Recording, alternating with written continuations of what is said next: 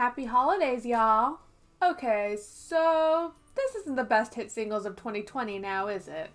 No, but that one's on its way. I just decided to switch things up a bit. Christmas is one of my very favorite holidays, and to celebrate it on my channel, I will talk about 12 pieces of media that I personally love to consume through my eye holes and or ear holes every year during this holly jolly season. I'm doing this for a couple of reasons. One, to celebrate Christmas, as hopefully this video will be going live on Christmas. Two, to celebrate my recent milestone of 600 subscribers, thank you very much. And three, I just wanted to try something new, plain and simple. Now, I do want to deviate away from the traditional mentions of It's a Wonderful Life, A Charlie Brown Christmas, Die Hard, and other common Christmas fare you'd see on any number of internet listicles. Not saying I don't love those ones. I just want to shine a light on media not so commonly recognized by people, but that I personally love to enjoy during Christmas time. Consider this a bit of a Christmas gift, from me to you. Well, I consider every video I make to be a gift personally, but I'll digress. Anyway, let's get going. These are 12 artifacts of Christmas media that I really enjoy. So, number one. Oh, by the way, even though these are numbered, it's not in any order of preference or anything like that. It's just whatever order felt right to me at the time. So number one is Santa Claus Conquers the Martians. Now, for those who already know about this film, you may be a bit perplexed. Lyzette, isn't this movie bad? Well, yes it is. But here's the thing. I have a bit of a soft spot for these old sci-fi films on the lower side of the budget. A lot of these films were little more than the wacky ideas of some producer with a stack of money and connections, and I kind of love that. This particular one is that, but with Santa Claus. So I was bound to appreciate it at least somewhat. You may or may not have heard of this film from being featured on Mystery Science Theater 3000, and I think it's honestly one of their best episodes, so if that's your kind of humor, I highly recommend it. But also, if you have even a passing admiration for this weird little subsection of cinema and wouldn't mind digging into one that is as charming as it is completely fucking bonkers, then this one is also for you. So number two is gonna be a song. It's Sleigh Ride. Every version of Sleigh Ride. So I, like basically everyone else, have been totally overwhelmed by the seemingly endless supply of Christmas standards that get shoved into my eardrums every winter. Although for the most part I'm a total Christmas music geek, many of these, like White Christmas and Rocking Around the Christmas Tree, I'd be okay if I never heard again for the rest of my life. Sleigh Ride is different though. Sleigh Ride rules. I can't exactly figure out why, but Sleigh Ride seems to be one of those Christmas songs that never falls into territory that's overtly trite, boring, overplayed, or all of the above. Every version of this tune just feels like magic to my ears, and I can never resist singing along every time. The most popular renditions of this song tend to take a more up-tempo approach, which makes sense considering the gleeful subject matter. But then you take something like Ella Fitzgerald's version of the song. Just hear those sleigh bells jingling, ring, ting, tingling too. And it's like, yeah, I'm totally for this. Long live Sleigh Ride. Okay, so number three is going to be the first of a few animated Christmas specials that will be on this list. That being The Town That Santa Forgot. This was one I used to watch every year during Cartoon Network's holiday block, and watching it again as an adult, I'm pleased to say that it really holds up. It has this really nice 90s animation style that I'm particularly nostalgic for. It kind of gives me Bobby's World vibes. In terms of story, it's about a young boy named Jeremy Creek who is spoiled beyond belief, hoarding as many toys as possible and throwing loud tantrums in order to get his way, to the displeasure of his parents and everyone else in his neighborhood. He comes up with this idea to leech off Santa for even more toys and writes him a mile-long letter detailing all the toys he doesn't have. And that's honestly all I want to spoil story-wise, because believe me when I say that this story takes a turn and ends up being a lot sweeter and more heartfelt than it had initially started. This one is also pleasantly narrated by Dick Van Dyke, which is another plus. Maybe I'm biased because I have my own childhood memories intrinsically linked to this one, but I don't know. I feel safe in calling this a modern Christmas classic. Check it out. Number four is one of my very favorite Christmas songs ever.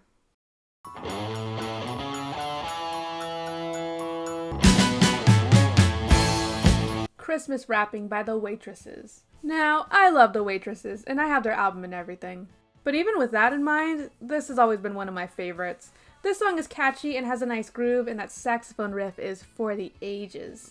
But I also want to emphasize that this is legitimately a very well-written song in general. It's so immensely relatable with how the speaker is too wrapped up in the bustling whirlwind of the holiday season to really sit down and enjoy the season for herself and no one else. I mean, big mood, am I right? Patty Donahue has the absolute perfect monotone delivery to get this despondency across super well. There's also a story threaded throughout these lyrics about reconnecting with an old fling, but I see this fairy tale ending as less of a love story and more of a satisfying conclusion to this woman's journey to find some meaning to the superficiality of everything. More than anything else, it really does seem like the song gets more and more relevant as the years pass on. In any case, however, it's a bop.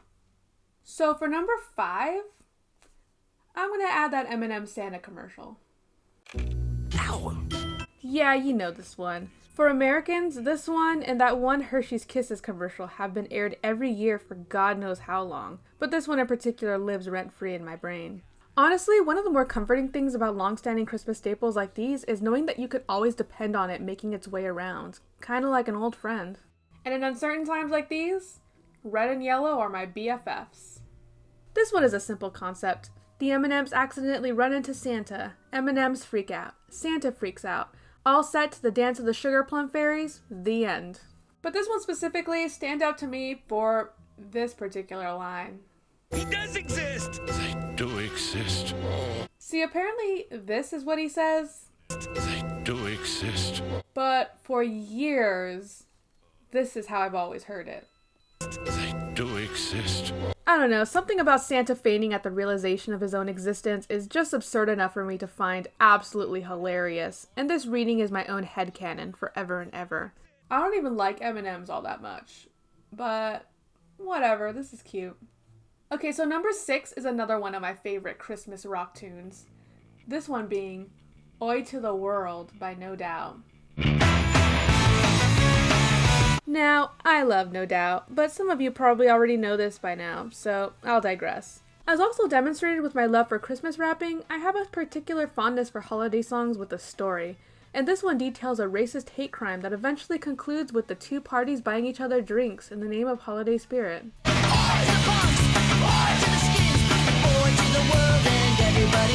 Sure, it's a bit of a naive sentiment, especially in this hostile age of 2020, but whatever, it's adorable. I should also mention that this is a cover song.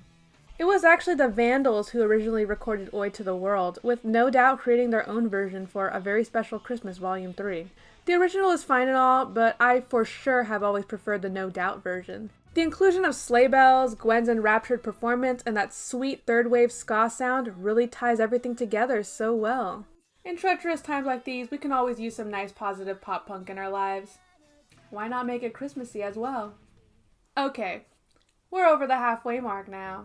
Number 7 is A Pinky and the Brain Christmas, a 1995 episode from the show Pinky and the Brain, itself spun off from the skit-based cartoon Animaniacs. So the thing is, I've never been super into Pinky and the Brain, and for no real reason other than there are other characters on the Animaniacs I find much more interesting. Though funnily enough, I have appreciated it more as an adult, particularly because Maurice LaMarche and Rob Paulsen are just fantastic voice actors. Despite my general apathy for the show, however, this Christmas special is so great. It's the standard brain tries to take over the world plot, but with a sentimental edge to it that I, the sensitive fool I am, find particularly great. The episode goes on pretty standardly, with a handful of jokes that justify a chuckle or two. But it's the resolution itself that I find particularly charming, certainly exceeding all expectations for the show I previously had. You can kind of see where it's heading as the show progresses, but even with that, the final kicker is enough to get me all choked up inside. This particular episode actually won the show a Primetime Emmy Award, and not for no good reason. I love it so. Number 8 is Christmas in Hollis by Run DMC, the music video.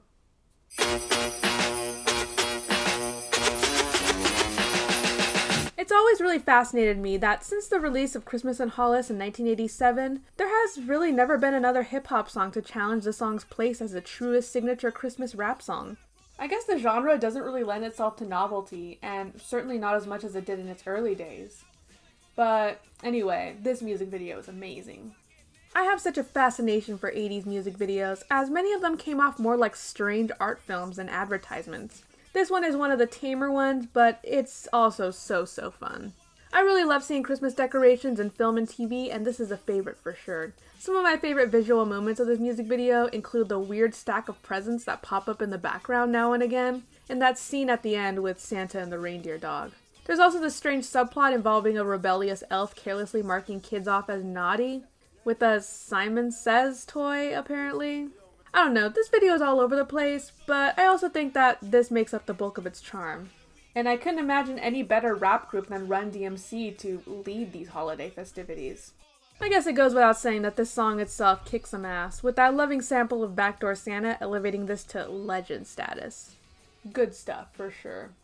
Gonna switch things up with something that's pretty commonly praised around this time. Number 9 is Arnolds Christmas, the famous Christmas episode of the Nickelodeon animated series Hey Arnold. I haven't mentioned this yet, but I really love these animated TV specials, and a few years ago I tried to watch as many Christmas specials as possible in order to devise a somewhat comprehensive best list on the topic. Unsurprisingly, watching the special after a number of years not only brought a tear to my eye, but basically guaranteed it a spot pretty high up on this list.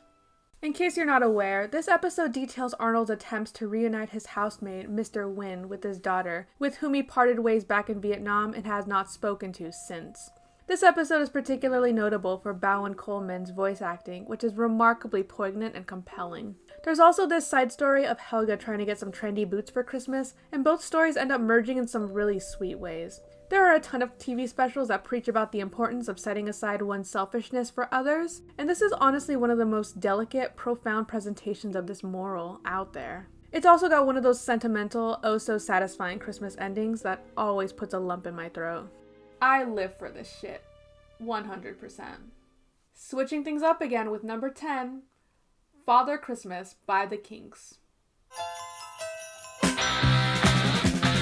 So the Kinks are an endlessly interesting band, with their masterful, often poignant compositions consistently undercut by Ray Davies' sharp sense of dark humor. And when straddled with the responsibility of making a Christmas song, well, it's basically what you'd expect. Essentially, a department store Santa gets aggressively mugged by a gang of kids, who demand his cold, hard cash in lieu of toys that they have no use for. Though it seems mean-spirited at first, well, here comes Davies with his social commentary. Give my daddy a job 'cause he needs work. He's got lots of mouths to feed. Yes, life under capitalism is a bitch. And in poor households, Christmas time makes this fact all the more prominent. Let me tell you, as an adult living a very middle-class adult life, this is a big mood. Ingeniously, these lyrics are covered up in layers of jumpy guitar, sleigh bells, and other sonic trademarks of holiday songs, making it perfect for that holiday party playlist, if you don't listen to the lyrics. Overall, I don't know, I've just always found this one really funny, especially that chorus, which is just absurd. Nothing like some good old black comedy to spice up the holiday season, am I right? So number 11 is my copy of John Denver and the Muppets, A Christmas Together. Yes, there is an album where John Denver sings with the Muppets, and yes, it is fantastic.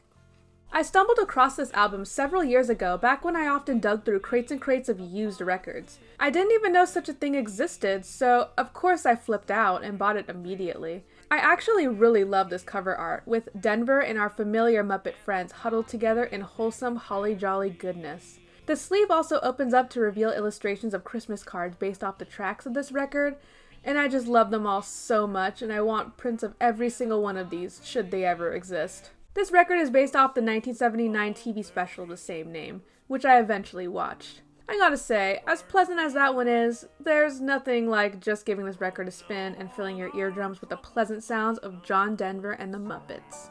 I haven't been doing nearly as much record shopping these days, since it just isn't the same without the experience of meandering through a record shop. So when I give this record a spin this year, it will be in fond remembrance of those happy golden days of yore. Cheers. And finally, number 12. I'll sign off with yet another relatively unsung Henson production. Emmett Otter's Jug Band Christmas. Now, I gotta be honest, when it comes to Muppet-themed Christmas specials, A Muppet Family Christmas is the absolute GOAT, followed very closely by Muppet Christmas Carol. However, this special shouldn't be discounted at all. It's pretty great. It follows the story of the titular Emmett Otter and his mother, a poor family unit who both decide to join the local talent show in an attempt to build a better life for themselves. These characters are the epitome of Muppet tolesomeness, and who doesn't love a mess of furry critters doing silly things like dancing or playing in a jug band? The songs in this special were composed by the great Paul Williams, and this is peak Paul Williams, with every song hitting every mark of seasoned sentimentality. I also have such a huge appreciation for the sets in this film, from the desolate riverbed to the icy pond. They're all just so beautiful. Altogether, this is such a special little feature, and I think it's impossible to be in a bad mood while watching it. This may not have many of the Sesame Street or Muppets character that we all grew up knowing and loving, but it's really adorable nonetheless, and deserves to be as fondly remembered as the rest of them. Love can open your eyes. Welcome, brother, to our world.